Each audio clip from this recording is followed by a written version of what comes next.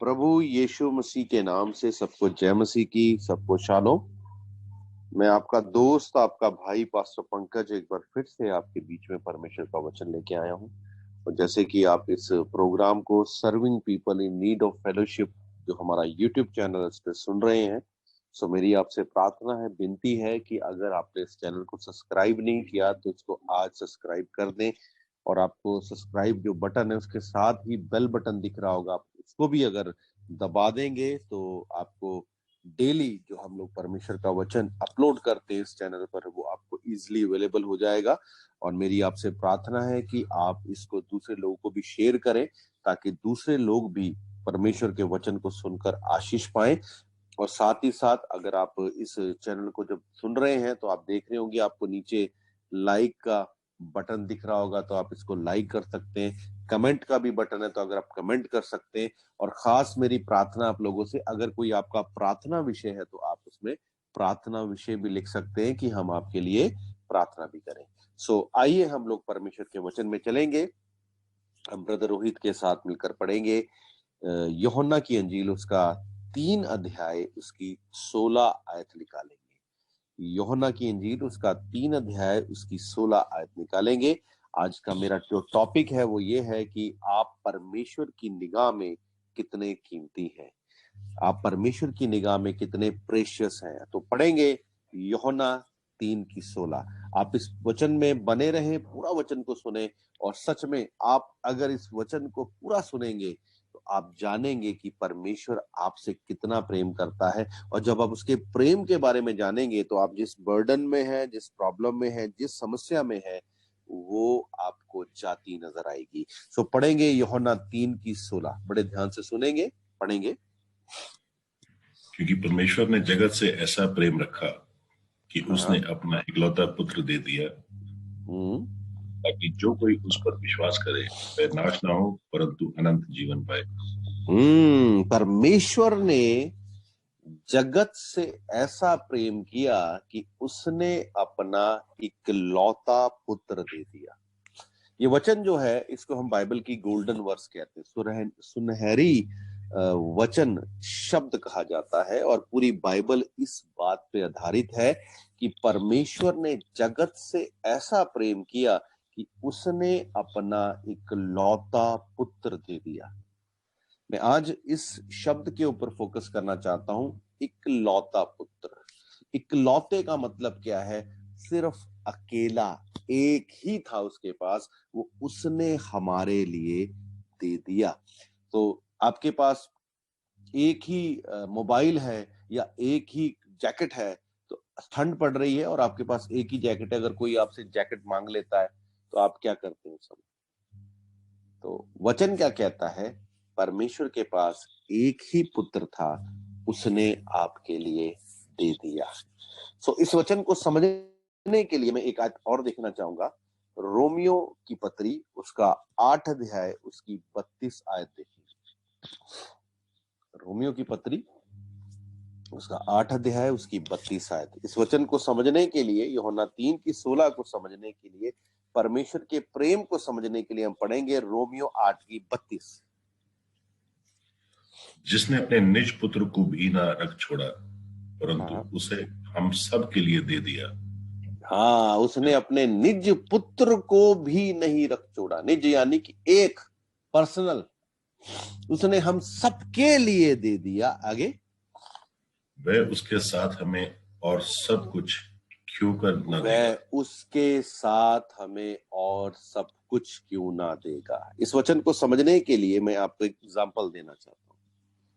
एक आदमी है, ठीक है, उसके पास डायमंड है, डायमंड यानी हीरा, और एक उसी के पास एक गोल्ड है, उसी के पास चांदी है, उसी के पास क्या बोलेंगे तांबा है ना, और उसी के पास लोहा है। मैं फिर से रिपीट करूंगा। एक आदमी है जिसके पास डायमंड है यानी हीरा है, गोल्ड है, सिल्वर है, और उसी के पास पीतल है, और उसी के पास लोहा है। और उसने बड़े प्रेम के साथ आपको डायमंड गिफ्ट कर दिया, हीरा गिफ्ट कर दिया। और कुछ हफ्ते बाद आप उसके पास जाते हैं और उससे कहते हैं, भाई अपना थोड़ा सा लोहा भी मुझे दे दें। तो क्या वो आदमी मना करेगा? जब उस आदमी ने अपना सबसे कीमती चीज आपको दे दी है, तो बाकी चीजों को वो क्यों ना देगा? तो जब हम लोग रोमियो उसका 8 अध्याय उसकी 32 आयत एक बार फिर से पढ़ देंगे, क्या लिखा है, पढ़ेंगे जल्दी से। जिसने अपने निज पुत्र को भी ना रख छोड़ा, परंतु जिसने उसे अपने हम निज पुत्र को भी नहीं रख छोड़ा, आगे, परंतु उसे हम हाँ, सबके लिए दे दिया, उसे हम सब के लिए दे दिया, हाँ, वह उसके साथ हमें और सब कुछ क्यों करना देगा? जब उसने अपना डायमंड हमें दे दिया, हीरा दे दिया, तो हम जब उससे लोहा मांगेंगे तो वो क्यों ना देगा? परमेश्वर ने जगत से ऐसा प्रेम किया कि उसने अपना इकलौता पुत्र दे दिया, सबसे कीमती चीज हमें दे दी। तो बोलता है बदले में हमें वो सब कुछ क्यों ना देगा, उसके साथ हमें और सब कुछ क्यों ना देगा। आपके पास दुनिया की सब धन दौलत है और आपके पास एक ही लड़का है। अगर लोग कहें कि हमें आपकी दौलत नहीं चाहिए, हमें आपकी गाड़ी नहीं चाहिए, आपका बंगला नहीं चाहिए, आपका बेटा चाहिए, क्या आप अपने बेटे को उनको दे देंगे? और वो भी बलिदान होने के लिए? सोच के देखिए, नहीं, आप कभी नहीं देंगे। आप बोलेंगे मेरा धन दौलत ले लो, मेरी गाड़ी ले लो, मेरा बंगला ले लो, पर मैं अपने इकलौते पुत्र को आपको नहीं दे सकता। लेकिन बाइबल कहती है परमेश्वर का वचन कहता है, जो सत्य वचन है, परमेश्वर ने जगत से ऐसा प्रेम किया कि उसने जगत के लिए इकलौता पुत्र दे दिया, हम सबके लिए अपना पुत्र दे दिया। तो खुद सोचें, परमेश्वर हमसे कितना ज्यादा प्रेम करता है, कितना ज्यादा प्रेम करता है ना? देखिए आगे चलेंगे थोड़ा सा, हम पढ़ेंगे पहला यूहन्ना उसका 4 अध्याय उसकी 9 और 10 आयत पढ़ेंगे, जल्दी से निकालेंगे। पहला यूहन्ना उसका 4 अध्याय उसकी 9 और 10 आयत पढ़ेंगे। हम देख रहे हैं कि परमेश्वर की निगाह में हम कितने कीमती। पढ़ दीजिए। जो प्रेम परमेश्वर हमसे रखता है वह हाँ, इससे प्रकट हुआ कि आप परमेश्वर बता ने रहा है अपने परमेश्वर का प्रेम किससे प्रकट हुआ? देखिए, जो प्रेम परमेश्वर हमसे रखता है वो प्रेम इस रीति से प्रकट हुआ, आगे, कि परमेश्वर ने अपने इकलौते पुत्र को जगत में भेजा है कि हम उसके द्वारा जीवन पाए। हम उसके द्वारा जीवन पाए। आगे पढ़ेंगे, 10 तक पढ़ देंगे। प्रेम इसमें नहीं कि हमने परमेश्वर ने प्रेम किया, पर इसमें है कि उसने हमसे प्रेम किया। हाँ, ठीक है। तो परमेश्वर ने अपना प्रेम कैसे प्रकट किया? कि उसने अपना इकलौता पुत्र इस जगत में भेजा ताकि हम क्या पाए? जीवन पाए, अनंत काल का जीवन पाए। इसीलिए उसको अपने पुत्र की कुर्बानी देनी पड़ी। देखिए थोड़ा सा और आगे चलेंगे तो अब इसको और अच्छे से हम समझ पाएंगे। पहला करंथियों 6 अध्याय उसकी 20 आयत पढ़ के देखेंगे। देखिए क्या कहता है वचन, सुनिएगा ध्यान से। देखो कितना सामर्थी वचन है। अब जब इस वचन को आप सुनते जाएंगे तो आप परमेश्वर के प्रेम के बारे में और गहराई से समझ सकते हैं। पढ़ देंगे जल्दी से, पहला करंथियों 6 अध्याय उसकी 20 आयत। क्योंकि दाम देकर मोल लिए गए हो। हाँ, वचन क्या कहता है? दाम देकर मोल लिए गए हो, कीमत देनी पड़ी उसको हमें लेने के लिए। पूरी आयत पढ़ देंगे। इसलिए अपनी देह के द्वारा परमेश्वर की महिमा करो। वचन कहता तुम्हें दाम देकर मोल लिया गया, कीमत चुकानी पड़ी, और वो कीमत भी आम कीमत नहीं है। देखो पहला पतरस 1 अध्याय उसकी 18 से लेके 19 आयत क्या कहती है, हम पढ़ देंगे। पहला पतरस 1 अध्याय उसकी 18 से लेकर 19 तक। बड़े ध्यान से वचन को सुनिए। परमेश्वर का वचन आपको आज आजादी, छुटकारा दे सकता है, क्योंकि यीशु मसीह ने कहा तुम सच्चाई को जानोगे, सच्चाई तुम्हें आजाद कर देगी। और ये परमेश्वर के वचन की सच्चाई है। अगर आज आप इस बात को जान गए, परमेश्वर के प्रेम को जान गए कि आप परमेश्वर के निगाह में कितने कीमती हैं, तो आप हर एक बीमारी से, दुष्ट आत्मा से, कर्जे से, डिप्रेशन से, टेंशन से आजाद हो जाओगे प्रभु यीशु के नाम से। तो क्या कहता है पहला पतरस 1 अध्याय उसकी 18 से लेके 19 तक क्या कहती है? पढ़ दीजिए। क्योंकि तुम जानते हो कि तुम्हारा निकम्मा चाल चलन जो बाप दादाओं से चला आता है, हाँ, उससे तुम्हारा निकम्मा चाल चलन, तुम्हारे अंदर जो निकम्मी बातें, तुम्हारा चाल चलन जो बाप दादाओं से, तुम्हारे पूर्वजों से चला आता है, आगे, उससे तुम्हारा छुटकारा चांदी सोने अर्थात नाशमान वस्तुओं के द्वारा नहीं हुआ। हाँ, क्या कहता है, उसके तुम्हारा छुटकारा सोना चांदी और नाश होने वाली वस्तुओं से नहीं हुआ। तुम्हारा निकम्मा चाल चलन जो तुम्हारे बाप दादाओं से चला आता है, उसका छुटकारा तुम्हारे सोना चांदी और नाश होने वाली वस्तुओं से नहीं हुआ, वचन कहता है। आगे पढ़े, क्या लिखा है? पर निर्दोष और निष्कलंक मेमने अर्थात मसीह के बहुमूल्य लहू के द्वारा हुआ। किसके लहू के द्वारा हुआ? निर्दोष और निष्कलंक मेमने अर्थात मसीह के लहू के द्वारा हुआ। परमेश्वर को अपने पुत्र को हमारे लिए देने के बाद उसने उसको बलिदान कराया, और उसका जो लहू है वो बहुत ही बहुमूल्य, सब चीजों से बहुमूल्य लहू है उसका। मैं आपको यहाँ पे एक उदाहरण देना चाहता हूं इस बात को समझने के लिए कि परमेश्वर हमसे कितना ज्यादा प्रेम करता है। तो मैं आपको एक उदाहरण देना चाहता हूं। एक आदमी है जिसके पास इकलौता पुत्र है।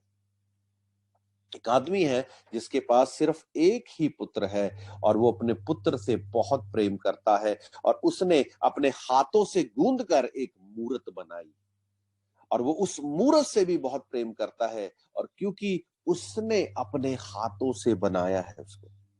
लेकिन वो एक दिन वो मूरत टूट गई, है ना, वो मूरत टूट गई है, कीचड़ में, गंदगी में पड़ी है, और वो आदमी उसको देखकर बहुत ही रोता है और बहुत ही चिंता करता है, और उसके पास एक ही तरीका है उस मूरत को ठीक करने के लिए कि अपने पुत्र को ले, उसकी गर्दन को काटे और उसका लहू लेकर उस मूरत पे डाल दे, और ऐसा करने से वो मूरत पहले जैसी हो जाएगी।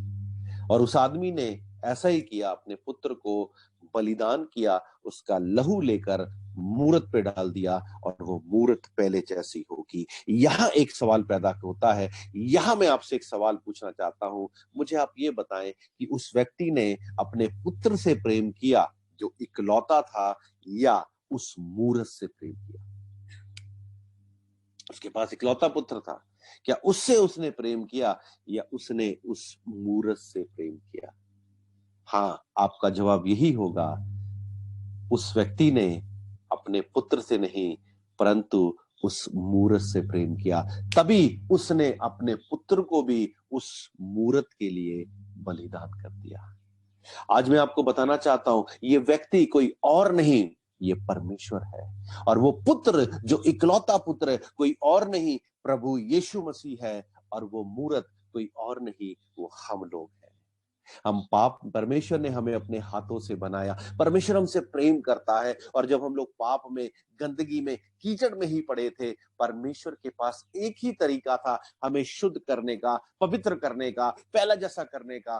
परमेश्वर ने अपने पुत्र को बलिदान किया, उसका लहू हमारे ऊपर डाल दिया, और हम पहले जैसे हो गए। तो आज मैं आपको कहना चाहता हूं, परमेश्वर ने, उसके पास एक ही सबसे कीमती चीज थी, वो उसका पुत्र था। उसने अपने पुत्र को भी हमारे लिए बलिदान कर दिया। तो आज हम जान लें कि सबसे ज्यादा कीमती आज परमेश्वर की निगाह में कोई है तो वो हम लोग हैं। उसने अपने पुत्र को भी हमारे लिए बलिदान कर दिया। मैं यहाँ पे एग्जांपल देना चाहता हूं। आपके पास एक जमीन का टुकड़ा है, आपके पास सिर्फ वही जमीन का टुकड़ा है, ठीक है, आपके पास वही एक जमीन का टुकड़ा है, और आपको पता लगा कि अगर मैं जमीन के टुकड़ों को बेच दूंगा तो मुझे इसके बदले में एक घर मिल जाएगा, है ना, एक 2 मरले का घर मिल जाएगा। आपके पास 10 मरले जमीन है, और आपको लगता है कि मैं इसको बेच दूंगा और मैं इस 2 मरले के मकान को खरीद लूंगा। तो आपने क्या किया, उस जमीन को बेच दिया और 2 मरले के मकान को खरीद लिया। तो आप बताएं, आपने उस 10 मरले को, है ना, जो ज्यादा जमीन है उसको ऐसे ही बेच दिया है 2 मरले के लिए, तो अब आपके पास जो 2 मरला है वो आपके 10 मरले से भी ज्यादा कीमती है। तो कहने का मतलब क्या है, परमेश्वर ने हमसे इतना प्रेम किया कि उसने अपना इकलौता पुत्र हमें देकर, हमारे लिए देकर, हमें दाम देकर मोल लिया है। और जो चीज दाम देकर मोल ली जाती है वो कीमती होती है। आपके घर में सोना होगा, आपके घर में चांदी होगा, आपके घर में डायमंड होगा, और आप उसको ऐसे ही टेबल के ऊपर या बिस्तर के ऊपर नहीं छोड़ देते, आप उसको कहाँ रखते हैं, संभाल के रखते हैं। तो मैं बताना चाहता हूं, परमेश्वर ने जब अपने पुत्र को हमारे लिए बलिदान किया, कीमत चुकाई, तो उसने हमें जब दाम देकर मोल लिया है, तो हमें उसने ऐसे ही नहीं छोड़ा। परमेश्वर की निगाह में बहुत कीमती है, और कीमती चीजों को हर कोई सीने से लगा कर रखता है। सो परमेश्वर ने जब हमसे प्रेम किया है, तो उसने हमें दाम देकर जब मोल लिया है, तो अपने सीने से हमें उसने लगाया है। तो वचन क्या बताता है, हम परमेश्वर की निगाह में सब चीजों से ज्यादा कीमती है। उसने अपने पुत्र को भी कीमती नहीं जाना, हम लोगों के लिए दे दिया।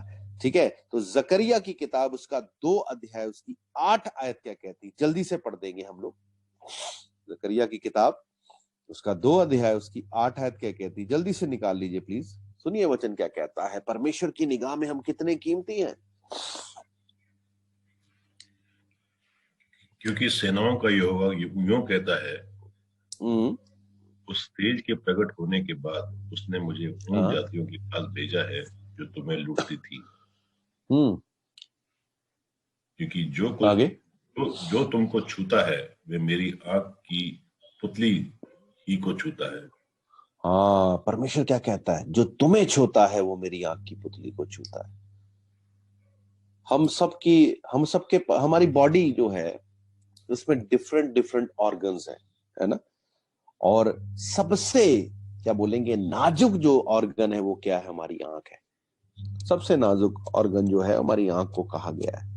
और आपको पता, अगर हमारी आंख में मिट्टी चली जाए तो क्या हो जाता है, हम तिलमिला जाते हैं। हमारी आंख में जरा सा मिट्टी का एक किनका चला जाए तो हम तिलमिला जाते हैं, हम एकदम से वो डिस्टर्ब हो, पूरी बॉडी जो है डिस्टर्ब हो, पूरी बॉडी का फोकस, पूरी बॉडी जो है वो डिस्टर्ब हो जाती है ना।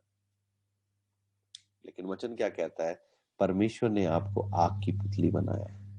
जो आपको छूता है वो परमेश्वर की आंख की पुतली को छूता है। कितने कीमती हैं हम परमेश्वर के लिए। अगर हमारी आंख में एक किनका चला जाए मिट्टी का, हम तिलमिला जाते हैं, तो सोचिए अगर कोई हमें छूता है, परमेश्वर की आंख की पुतली को छू रहा है, तो परमेश्वर क्या करेगा, परमेश्वर भी हमारे लिए तिलमिला जाता है। हम कितने कीमती हैं परमेश्वर की निगाह में। परमेश्वर ने हमें आंख का दर्जा दिया है।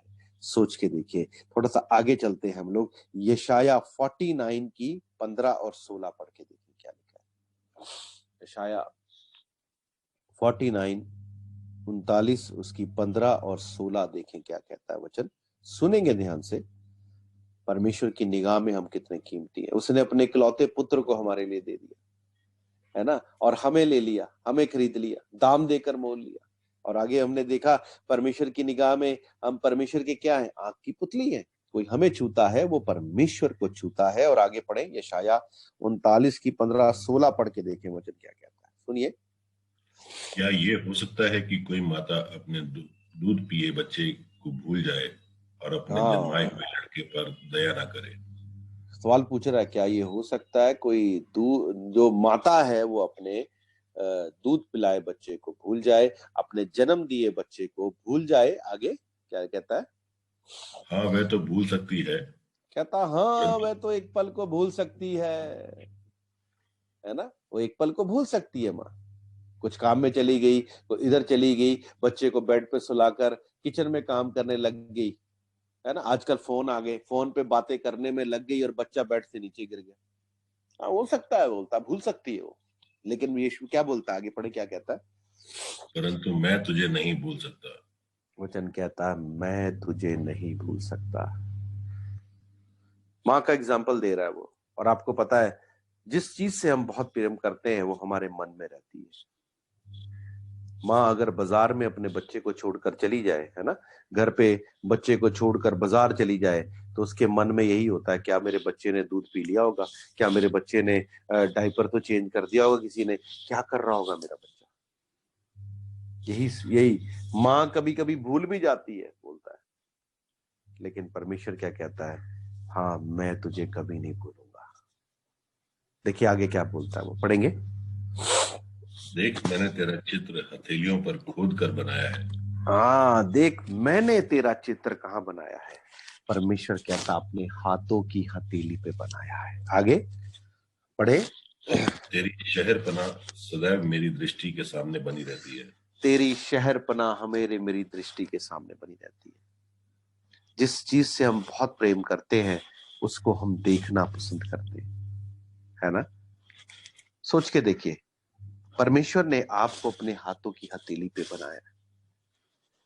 जिससे हम प्रेम करते हैं उसका हम टैटू बना लेते हैं। आपको पता है लोग कहां कहां टैटू बनाते हैं, लेकिन परमेश्वर ने टैटू नहीं बनाया। परमेश्वर ने तो हमें ही अपने हाथों पे बना लिया है और वो हमें देखता रहता है। जिस चीज से हम बहुत प्रेम करते हैं उसे हम देखते रहते हैं। और खुद सोचिए, परमेश्वर हमें देखता रहता है, परमेश्वर हमारे विषय में सोचता रहता है। बाइबल बताती, जब परमेश्वर ने, जिस दिन से परमेश्वर ने आदम और हवा की रचना की, उसी दिन से लेकर अभी तक जब आप इस वचन को सुन रहे हैं, परमेश्वर किसको देखता है और किसको सोचता है, वो आप है। आपको पता, जब यीशु मसीह क्रूस पे था तो उसके मन में कौन था? उसके मन में हम लोग थे। और इस समय भी जब हम परमेश्वर के वचन को सुन रहे हैं तो उसके मन में कौन है? हम लोग हैं। और वो देख किसको रहा है? वो आपको देख रहा है, क्योंकि आपकी शक्ल उसने अपने हाथों पे बना ली है। जिससे हम प्रेम करते उसे हम देखना चाहते हैं। और आपको पता है, एक माँ अपने बच्चे से प्रेम करती है। आजकल मोबाइल चला है, वो मोबाइल के थ्रू अपने बच्चे को देख लेती है। अगर आपके बच्चे कनाडा में हैं तो आप ये अपना व्हाट्सएप की कॉल के द्वारा अपने बच्चों को देख सकते हैं इजली। लेकिन याद रखिए, व्हाट्सएप जो है वो इंटरनेट कनेक्शन से चलता है। हो सकता है कि आपका कनेक्शन फेल हो जाए, आप कहीं गांव में चले गए, वहां कनेक्शन ना आए, आप अपने बच्चों को नहीं देख पा रहे, आप अपनी कीमती चीज को नहीं देख पा रहे, लेकिन परमेश्वर ने आपको अपनी हाथों पे बनाया है। और परमेश्वर का नेटवर्क कभी फेल नहीं होता। परमेश्वर हमेशा आपको देखता रहता है। याद रखिए, जिस चीज से हम ज्यादा प्रेम करते हैं उसे हम देखना चाहते हैं, वो हमारे मन में रहती है। और आज परमेश्वर की निगाह में, परमेश्वर के मन में हम लोग हैं, क्योंकि वो हमसे इतना ज्यादा प्रेम करता है। हालेलुया। अब एक खास बात और देख ले हम लोग, भजन संहिता 121 की एक आयत से देखिए क्या कहता है वो। हम परमेश्वर की निगाह में कितने ज्यादा कीमती हैं, है ना। देख लीजिए, पढ़े 121 से पढ़े, 121 की एक से पढ़ेंगे हम लोग भजन संहिता। क्या कहता है वचन, जल्दी से निकाल लीजिए। मैं अपनी आंखें पर्वतों की ओर लगाऊंगा। बोलता, मैं अपनी आंखें पर्वतों की ओर लगाऊंगा। आगे, मुझे सहायता कहाँ से मिलेगी? मुझे सहायता कहाँ से मिलेगी? आगे, मुझे सहायता यहोवा की ओर से मिलती है, जो आकाश और हाँ, पृथ्वी का करता है। जो आकाश और पृथ्वी का बनाने वाला है। आगे पढ़ते रहिए। मैं तेरे पाँव को चलने न देगा। हाँ, तेरा रक्षक कभी ना ऊँघेगा। हाँ, हाँ, सुन, आगे, इज़राइल का रक्षक ना ऊँघेगा और ना सोएगा। हाँ, इज़राइल का रक्षक ना तो सोएगा ना ऊंघेगा। आगे, यहोवा तेरा रक्षक है, यहोवा तेरी दाहिनी और तेरी आड़ है। वो तेरी दाहिनी ओर तेरी ढाल बनकर, तेरी आड़ बनकर खड़ा रहेगा। सोच के देखिए, परमेश्वर के पास फरिश्तों की फौज है, लेकिन परमेश्वर हमसे प्रेम करता है। वो फरिश्तों को हमारी ड्यूटी पे नहीं लगाता। सोच के देखिए, फरिश्ते भी ड्यूटी पे लगते हैं, लेकिन पर बाइबल बताती है परमेश्वर, हमारा परमेश्वर ना तो सोता है ना ऊंघता है। वो दाहिनी और हमारी ढाल बनकर, हमारी आड़ बनकर खड़ा रहता है। आप देख रहे हैं आजकल इंडिया में लेडीज लोग भी जॉब करती हैं और उनके छोटे बच्चे जो हैं वो उनको नौकरानियों के पास और क्रश में छोड़ दिया जाता है। ये अच्छी बात नहीं है, लेकिन ये मजबूरी है उनकी, क्योंकि उनको जॉब करनी है और जॉब करनी है, बच्चे भी छोटे हैं, घर भी चलाना है, महंगाई बहुत ज्यादा है। तो बेचारी, अगर उनसे पूछा जाए, माओ से पूछा जाए कि क्या आपको अच्छा लगता है कि अपने बच्चों को नौकरानी के पास या रिश्तेदार के पास या क्रश में छोड़े, तो वो कभी नहीं कहेंगी कि हमें नहीं, हमें अच्छा लगता है। वो मजबूरी के कारण अपने बच्चों को छोड़ती है, लेकिन उनका मन, उनका ध्यान उनके बच्चों की ओर लगा रहता है। लेकिन मैं आज इसी तरीके से आपको बताना चाहता हूं, परमेश्वर ने हमें फरिश्तों के हवाले करके छोड़ नहीं दिया, है ना। परमेश्वर जो है, हमारा पिता जो है, जो हमारी माँ के समान है, वो हमारी दाहिनी और हमारी ढाल बनकर खड़ा रहता है। और बाइबल बताती, हम तो सो जाते हैं, लेकिन ना तो वो सोता है ना वो ऊँघता है। उसने हमारी सुरक्षा करने के लिए, उसने हमारी सहायता करने के लिए खुद फरिश्तों की ड्यूटी नहीं लगाई, वो खुद भी हमारी क्या करता है, वो खुद हमारी रक्षा करता है और हमारी केयर करता है और हमसे प्रेम करता है। सोच के देखिए, इतना बड़ा परमेश्वर, जो आसमान और जमीन को बनाने वाला, जो राजाओं का राजा और प्रभुओं का प्रभु है, वो हमसे कितना प्रेम करता है कि वो हमारे लिए एक माँ के समान, एक पिता के समान जागता रहता है। जिस समय हम सो जाते हैं, वो ना तो ऊँघता है ना सोता है, उसकी निगाह हमारे ऊपर और उसका ध्यान हमारे ऊपर लगा रहता है। तो ये क्या है? ये परमेश्वर का प्रेम है। परमेश्वर के पास बहुत से फरिश्ते हैं, लेकिन परमेश्वर फरिश्तों को नहीं, खुद हमारी क्या करता है? निगहबानी करता है। ये उसका प्रेम है। देखिए, एक आयत और देख ले जल्दी से। यहाँ यूहन्ना 14 अध्याय उसकी 16 आयत में यीशु मसीह क्या कहता है, सुन के देखिए। परमेश्वर के प्रेम के बारे में देख रहे हैं आप कि परमेश्वर हमसे कितना प्रेम करता है और हम परमेश्वर की निगाह में कितने ज्यादा कीमती है। जल्दी से पढ़ दीजिए, यूहन्ना 14 अध्याय उसकी 16 आयत क्या कहती है, पढ़ दीजिए। और मैं पिता से विनती करूंगा और वह तुम्हें एक और सहायक देगा कि वह सर्वदा तुम्हारे ठीक साथ है, वो रहे। क्या देगा? तुम्हें एक और सहायक देगा, जो सर्वदा तुम्हारी मदद करे, सहायता करे, है ना। यह कहता, वह तुम्हें एक और सहायक देगा। सहायक को क्या कहते हैं? हेल्पर, असिस्टेंट, है ना। वो हमें सहायक देगा। देखिए, परमेश्वर ने स्वर्गदूतों को हमारा सहायक नहीं बनाया, लेकिन उसने अपने पवित्र आत्मा को हमारा हेल्पर बनाया है। कितनी बड़ी बात है! असिस्टेंट, हेल्पर, हमारी मदद करने वाला। कितनी बड़ी बात है कि उसने अपनी आत्मा को हमारे लिए हेल्पर बनाया है ना। वो हेल्पर हमें क्या देता है? वो हमें पावर देता है, क्योंकि प्रेरितों का काम 1:8 कहती है, जब पवित्र आत्मा तुम पे आएगा तुम सामर्थ पाओगे। इफिसियों की 19 कहती है कि वो सामर्थ तुम्हारे अंदर, जो विश्वास करते हैं उनके अंदर पावर है। सो परमेश्वर ने, वो पहली बात, वो हमारी खुद रक्षा करता है, वो हमारा खुद ध्यान करता है, ना तो सोता है ना ऊँघता है। और दूसरी बात क्या देखते हैं? उसने हमें पवित्र आत्मा के रूप में क्या दिया है? हेल्पर दिया है। वो हमसे कितना ज्यादा प्रेम करता है, सोच के देखिए। वो हमसे कितना ज्यादा प्रेम करता है। उसने अपने इकलौते पुत्र को हमारे लिए दिया, और हमें अपने पुत्र को देने के बाद हमें दाम देकर, मोल लेकर आज सबसे कीमती चीज बनाई। सबसे कीमती, उसके पास एक ही पुत्र था, सबसे कीमती, लेकिन उसने हमारे लिए बलिदान कर कर आज हमारी वैल्यू सब चीजों से ऊंची कर दी। सब चीजों से कीमती बना दिया हम लोगों को उसने, जब दाम लेकर मोल लिया उसने। और उसके बाद हमने देखा कि हम आंख की पुतली है उसके लिए। और दूसरी बात देखी, उसने अपने हाथों के ऊपर हमें छोड़ दिया, ताकि वो हमें कभी भी देख सके, हम उसकी आंखों से कभी भी ओझल ना हो। और हमने देखा कि उसने एक बहुत बड़ी कीमत को चुकाया। वो परमेश्वर हमसे कितना ज्यादा प्रेम करता है, वो हमारी रक्षा करता है, एक नौकर के समान ड्यूटी देता है हमारी, ना सोता है ना ऊँघता है ना। और दूसरी बात क्या है? उसने अपना सहायक हमें दिया है, पवित्र आत्मा के रूप में हमें सहायक मिला है जो हमारी हेल्प करता है। हम परमेश्वर की निगाह में कितने प्रेशियस हैं, सोच के देखिए कितने कीमती हैं। और देखिए मैं एक बात और आपके साथ यहां करना चाहता हूं, मेरे साथ पढ़िए रोमियो की पत्री उसका 8 अध्याय उसकी 37 आयत पढ़ के देखिए क्या लिखा, जल्दी से पढ़ दीजिए। रोमियो 8 की 37 क्या कहती है, पढ़ दीजिए जल्दी से। परमेश्वर की निगाह में कितने कीमती हैं, देखिए। परंतु इन सब बातों में हम उसके द्वारा जिसने हमसे प्रेम किया है, हाँ जयवंत से भी हाँ, हम जयवंत से भी क्या है, बढ़कर है। याद रखिए, इस जयवंत से भी बढ़कर को समझने के लिए मैं आपको एक चीज बताना चाहता हूं।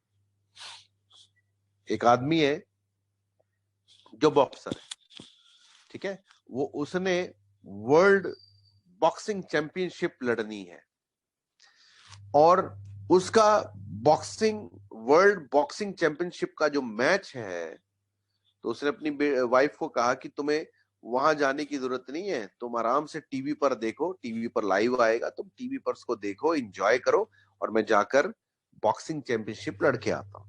तो उसकी पत्नी कहती ठीक है, मैं घर पे वेट करती हूँ, तुम जाओ और जाकर लड़के आओ। वो जाता है और उसकी पत्नी टीवी पर देखती है।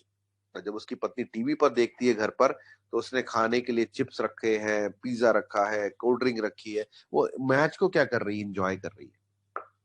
मैच का राउंड शुरू होता है, एक राउंड होता है, दो राउंड होता है, ऐसे ही बॉक्सिंग का जो है वो मैच चल रहा है। अभी उसके मुंह पे घुसे लग रहे हैं, कभी उसके दांत इधर इधर नाक पे घुसा लग रहा है, कभी आंख पे घुसा लग रहा है, तो कभी ब्लड निकल रहा है, कभी चोट लग रही, कभी कुछ हो रहा है। ऐसे करते करते करते वो आदमी जो है वो बॉक्सिंग की जो चैंपियनशिप है उसको जीत लेता है। और जब वो चैंपियनशिप जीतता है, उसको 1 करोड़ रुपया मिलता है और एक ट्रॉफी मिलती है। और वो ट्रॉफी जब उसे मिलती है तो उसके जो प्यार करने वाले उसको गोदी में उठाकर उसको उसके घर तक छोड़ के जाते हैं। अभी जैसे ही वो बेल बजाता है, उसके हाथ में 1 करोड़ रुपए का चेक है और साथ में उसके पास एक ट्रॉफी है। जैसी वो बेल बजाता है, उसकी पत्नी बाहर आती है और उसकी ट्रॉफी और उसका जो 1 लाख जो 1 करोड़ का चेक है उसको लेती है और उसको चूमती है और अंदर चली जाती है।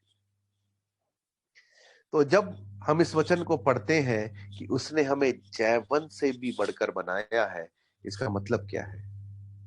इसका मतलब ये है, यीशु मसीह ने हमारे लिए क्रूस पर शैतान से लड़ाई लड़ी। उसने हमारे पापों के लिए, उसने हमारी बदकारियों के लिए शैतान से क्रूस पर लड़ाई लड़ी। लड़ाई उसने लड़ी, लहू लहान वो हुआ और दुख उसने उठाया। सोच के देखिए, दाढ़ी उसने नचवाई, मार उसने खाई, उसके पीठ पर कोड़े मारे गए, उसके हाथों पे कीलें ठोकी गई, क्रूस पे वो हमारे लिए बलिदान हुआ। और बलिदान होने के बाद उसने हमें क्या दिया?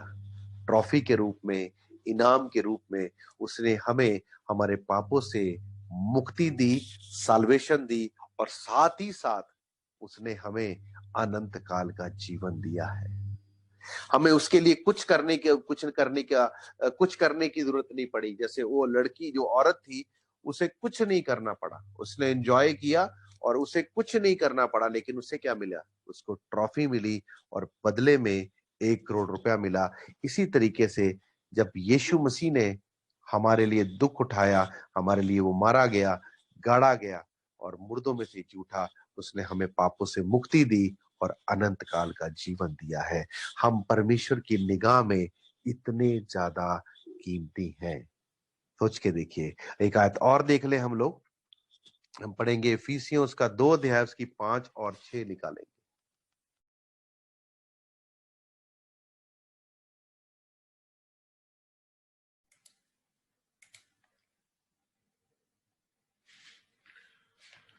जब हम अपराधों के कारण मरे हुए थे तो हमें मसीह के साथ जिलाया, अनुग्रह से तुम्हारा उद्धार हुआ है। एक बार फिर पढ़ देंगे शायद को। जब हम अपराधों के कारण मरे बोलता हुए जब हम थे अपराधों के तो हमें कारण मरे हुए थे, हाँ, तो हमें मसीह के साथ उसने जिलाया, मसीह के साथ जिलाया। आगे, अनुग्रह से ही तुम्हारा उद्धार अनुग्रह हुआ है। से ही तुम्हारा उद्धार हुआ है। आगे, और मसीह यीशु में उसके साथ मसीह उठाया यीशु में उसके और साथ स्वर्गीय स्थानों उठाया में और स्वर्गीय स्थानों में उसके साथ बिठाया। इस वचन को समझने के लिए हम पढ़ेंगे रोमियो उसका 8 अध्याय उसकी 14 से लेके 17 तक।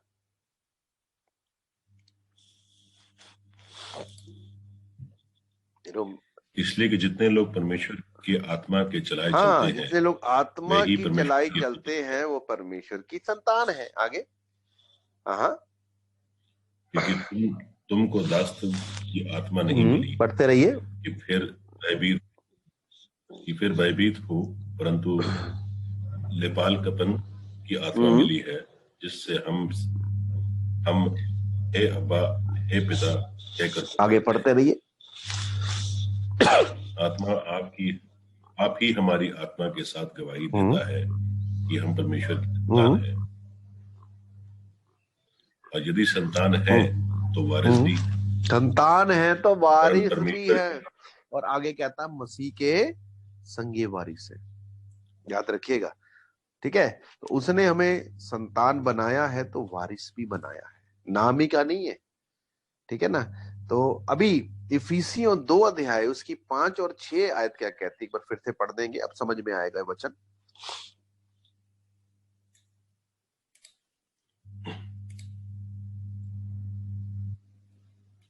इफिसियों 2 अध्याय 5 और 6।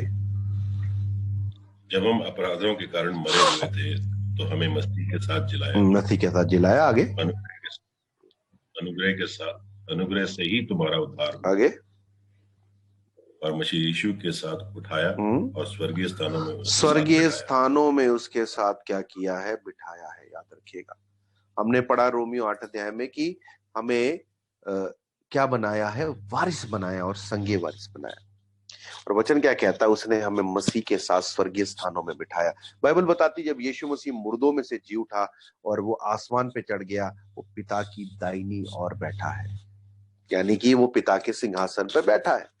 अब सोच के देखिए, कोई भी व्यक्ति अपना सिंहासन अपनी गद्दी किसी को नहीं देता है ना।